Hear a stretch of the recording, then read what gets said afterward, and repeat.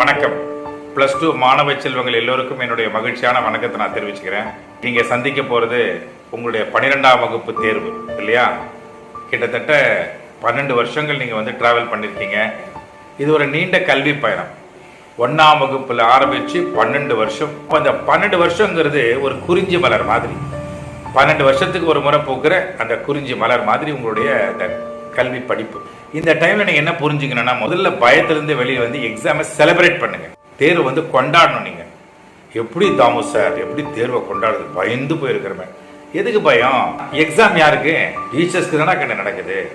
எங்க இருக்கிற டீச்சருக்கு? உங்களுக்கு உள்ள இருக்கிற டீச்சருக்கு நடக்குது. உங்களுக்கு உள்ள இருக்கிற அத்தனை டீச்சரையும் எக்ஸாம் ஹாலுக்கு கூட்டு போயிடுங்க. சூட்சும வடிவத்தில் உள்ள உட்காந்துருக்கிற Tamil teacher, English teacher, mathematics, science, physics, chemistry, accountancy, biology, botany, commerce, computer science, vocational group எல்லா டீச்சரையும் உள்ள உட்காந்துருக்காங்க இல்லையா, உள்ள கூட்டிட்டு போயிடுங்க. எப்போ வருவாங்க அத்தனை டீச்சரும்? உங்களுடைய அன்பு அந்த டீச்சர்ஸ்க்கு நீங்க கொடுக்கணும். உங்களுடைய அன்பான அந்த கருணை, அந்த ஆசிரியர் மேல பக்தி இருக்கணும். அப்போ நீங்க என்ன பண்ணணும், நீங்க சாமி கும்பிடும் போது உங்களுடைய மத வழக்கப்படி உங்க கடவுள் நீங்க எப்படி கும்பிடுவீங்களோ அப்படி உட்கார்ந்து உங்க அத்தனை டீச்சரும் கண் முன்னாடி கொண்டு வந்து தேங்க் பண்ணுங்க. ஏன்னா கிராட்டிடியூட் தான் ஆட்டிடியூட்ல பெஸ்ட் ஆட்டிடியூட். கிராட்டிடியூட் தேங்க் பண்ணுங்க. ஃபர்ஸ்ட் அம்மா அப்பாவுக்கு நன்றி சொல்லுங்க. ஏன்னா அவங்களுடைய கனவு, நீங்க 1ஆம் வகுப்புல இந்த குழந்தைய அவங்களை கொண்டு போய் ஸ்கூல்ல சேர்த்தாங்கல்ல, அந்த கனவு அப்படியே 12 வருஷம் அவங்களுடைய அந்த கனவானது இப்ப நிறைவேற போகுது. கண்டிப்பா நிறைவேறும். நீங்க யாரும் ஃபெயில் ஆக மாட்டீங்க.